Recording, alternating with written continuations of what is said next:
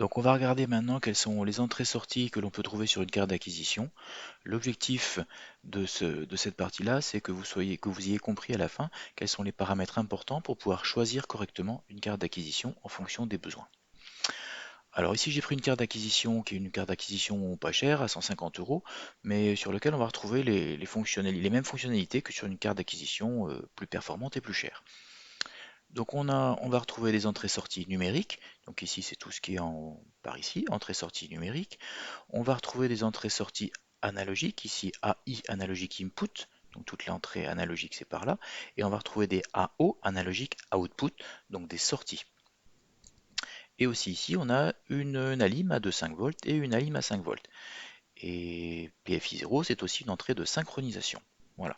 Donc finalement on retrouve sur une carte d'acquisition des entrées et sorties numériques, des entrées et sorties analogiques, une alim. Voilà. Alors différents modes d'utilisation quand on veut faire une acquisition. On peut soit l'utiliser en mode RSE ou alors en mode différentiel ou alors NRSE. Qu'est-ce que c'est que RSE? RSE c'est la mesure d'une tension, c'est qui est en rouge ici, c'est on mesure en fait un potentiel, l'entrée analogique numéro AI0, analogique input 0, on mesure un potentiel par rapport au potentiel de la masse. Mesure différentielle, ça va être AI0 plus et AI0 moins. Là, on mesure ici une tension différentielle entre deux potentiels, donc le potentiel AI0 plus et le potentiel AI0 moins. NRSE, c'est en fait, on va avoir pareil, on va mesurer un potentiel, mais par rapport à une entrée qui n'est pas, par rapport à une référence qui n'est pas celle de la masse.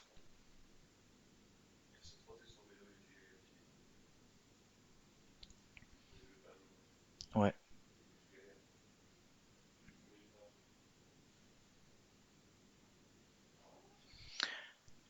Alors, quels sont les points importants sur les entrées analogiques? Alors là, ici, on regarde en fait l'entrée, donc l'intérieur de deux cartes, la ANI 6009 de chez National Instruments et la ANI 6361. Mais c'est des structures qu'on va retrouver sur toutes les cartes d'acquisition. Analogic input, l'entrée, elle est là. On s'aperçoit en fait qu'ici, on n'a pas une impédance d'entrée qui est énorme, c'est une carte qui est de relativement mauvaise qualité, et du coup, on se retrouve avec une impédance d'entrée de 144 kg. Ça, c'est important parce que ça veut dire qu'en fait, le fait de connecter de faire la mesure, vous allez modifier en fait le système sur lequel vous faites la mesure. En suivant, on va retrouver un multiplexeur, il y a un convertisseur analogique numérique, et selon l'entrée que l'on veut mesurer, on va aller programmer le multiplexeur. Et ici, PGA a un gain programmable en fonction de la gamme d'entrée qu'on lui dit. Si on lui dit je veux un signal entre plus ou moins 10 volts ou alors un signal entre plus ou moins 1 volt, il va venir adapter automatiquement le gain de façon à utiliser la pleine échelle du convertisseur. Et après, une fois que le signal est numérisé, ça va dans une pile et c'est traité derrière. On retrouve la même structure en fait sur la carte NI 6361.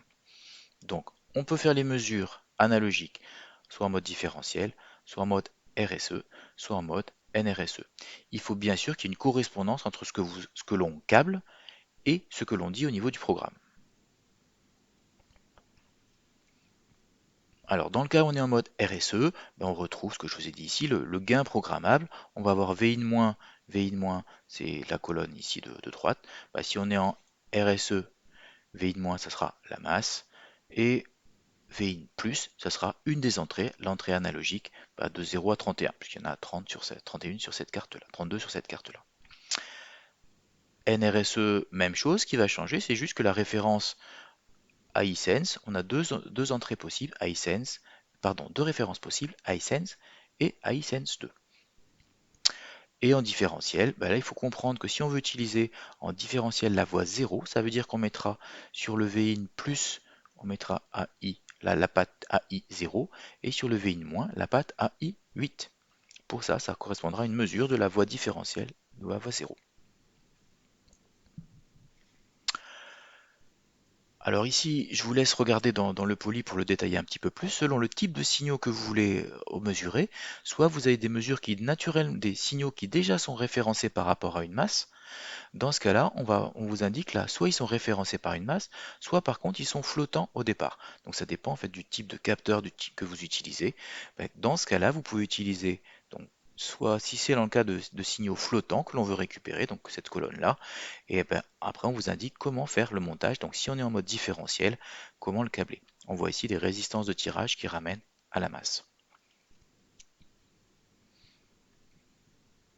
Donc l'idée, c'est qu'il faut toujours bien voir selon le type de signaux, flottant ou non flottant, et le type de mesure que vous voulez faire, mesure différentielle, mesure simple par rapport à une référence, faire un câblage qui soit cohérent.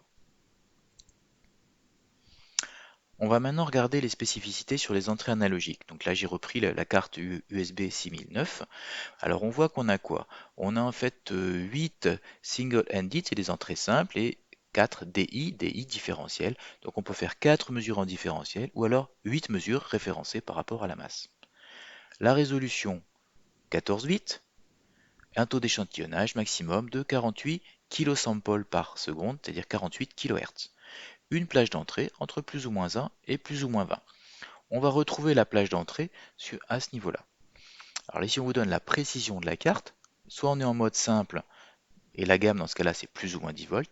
Soit quand on est en mode différentiel, on a plusieurs plages possibles, donc de plus ou moins 20 à plus ou moins 1, et avec dans ce cas-là une erreur de mesure qui est associée, donc à 25 degrés. Ici, sur la plage plus ou moins 20, on a une erreur typique de 14,7 millivolts.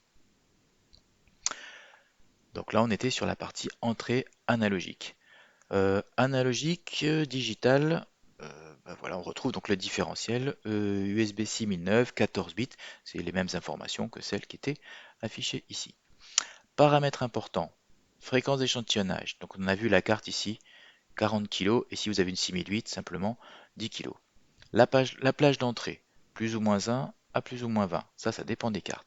La résolution c'est lié à la quantification, donc au nombre de bits, ici 14 bits, sur cette carte-là 12 bits. Et la précision, là il faut aller regarder dans la doc pour voir, là. Il n'y a pas que l'erreur de quantification à prendre en compte, mais d'autres erreurs qui sont dues aux étages analogiques. On avait parlé des entrées analogiques, il y a aussi des sorties analogiques sur les cartes d'acquisition. Alors sur la USB 6009, on a deux sorties en 12 bits, et par contre, vous voyez ici, on a un taux de rafraîchissement de simplement 150 Hz, donc de bien moins bonne performance en sortie que ce que l'on avait sur les entrées. Et gamme de sortie entre 0 et 5 volts. Là c'est pareil, c'est une carte ici relativement bas de gamme. Les alimentations, on dispose sur cette carte-là en sortie d'une alim, donc c'est des cartes USB, on dispose du 5 volts et on dispose aussi du plus de 5 volts. Alors attention, il y en a deux ici, celle-ci avec simplement, vous voyez que vous avez un courant maximum à ne pas dépasser. Ça veut dire si j'ai besoin de 2,5 volts et de 2 mA, cette sortie-là ne conviendra pas. Côté entrée-sortie numérique, alors les mêmes ports peuvent être utilisés en entrée ou en sortie. On retrouve à chaque fois que c'est des entrées compatibles TTL, c'est-à-dire avec des niveaux logiques 0,5 volts. Le 0, c'est entre 0 et 0,8 volts. Le niveau 1 logique, c'est entre 2,3 et 5 volts. Des sorties à drain ouvert. Voilà. Et donc les niveaux, j'en ai déjà parlé ici. Voilà. Et on a aussi des entrées de comptage et des entrées de synchronisation. Ça veut dire on peut déclencher, comme sur un oscilloscope, vous pouvez déclencher l'acquisition d'un signal analogique sur un front montant du signal de synchronisation. Voilà, on a vu l'essentiel des entrées-sorties principales que l'on retrouve sur une carte d'acquisition. Alors normalement on joue avec ces cartes d'acquisition là en TP. Cette année, compte tenu des conditions, on va se contenter en fait de travailler avec la carte son du PC. Sur la carte son du PC, en fait là on aura toute la chaîne d'acquisition, le micro, l'amplification, une conversion analogique numérique, avec on verra un filtrage anti-repliement et le traitement derrière. Donc là maintenant, les prochaines étapes de ce qu'on vous demandait, ça va être on va travailler sur la carte d'acquisition pour retrouver ces paramètres importants, fréquence d'échantillonnage, plage d'entrée, quantification, présence ou non du filtre anti-repliement. Voilà.